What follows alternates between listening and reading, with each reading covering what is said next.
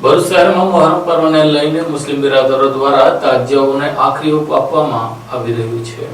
સમગ્ર દેશ સહિત ગુજરાતમાં મુસ્લિમ બિરાદરો દ્વારા મોહરમ પર્વની આસ્થાભેર ઉજવણી માટે તડામાર તૈયારીઓ ચાલી રહી છે। ત્યારે ભરૂચ જિલ્લામાં પણ વિવિધ વિસ્તારોમાં પરંપરાગત અને કલાત્મક તાજિયાના નિર્માણને આખરી ઓપ આપવામાં આવી રહ્યો છે। ભરૂચ શહેરના નરસિંહપુરા વિસ્તારમાં નરસિંહપુરા યંગ કમિટી દ્વારા દર વર્ષની પરંપરા મુજબ આ વર્ષે પણ આકર્ષક રોશની અને ઝીણવટભર્યા કોતરકામ સાથે ભવ્ય તાજિયા તૈયાર કરવામાં આવ્યા છે। કમિટીના સભ્ય સરફરાઝ પઠાણના જણાવ્યા મુજબ મોહરમ ઇસ્લામ ધર્મમાં શોકનો મહિનો માનવામાં આવે છે। કરબલાના મેદાનમાં હઝરત ઇમામ હુસેન અને તેમના 72 સાથીદારો દ્વારા સત્ય અને ન્યાય માટે અપાયેલી શહાદતની યાદમાં દર વર્ષે તાજિયા તૈયાર કરવામાં આવે છે। નરસિંહપુરા યંગ કમિટીના સભ્યોએ જણાવ્યું હતું કે તે તાજિયાનું નિર્માણ માત્ર ધાર્મિક પરંપરા નહીં પરંતુ પેઢી દર પેઢી ચાલતી આવી રહેલી આસ્થા અને સંસ્કૃતિ સાથે જોડાયેલો વિષય છે।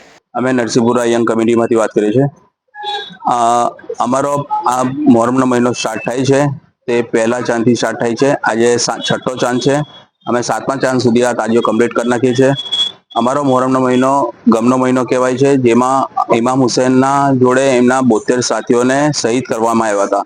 એમની યાદમાં અમે લોકો આ તાજિયો બનાવીએ છીએ ને છોકરાઓ ને બુઝુર્ગો મળીને 2 મહિના 1.5 મહિના પહેલાથી આનું કામ ચાલુ કરે છે। તો આજ જે કમ્પ્લીટ થાય છે, જેમાં બધા જ લાઇટિંગ કોતરકામ ને બધા લોકો મળીને કરે છે ને અમે આ દર વર્ષની જેમ આ વર્ષે પણ આ તાજિયો બનાવ્યો છે ને અમે લોકો જ્યાર સુધી જિંદા રહીશું ત્યાર સુધી આ તાજિયો અમે લોકો બનાવીશું।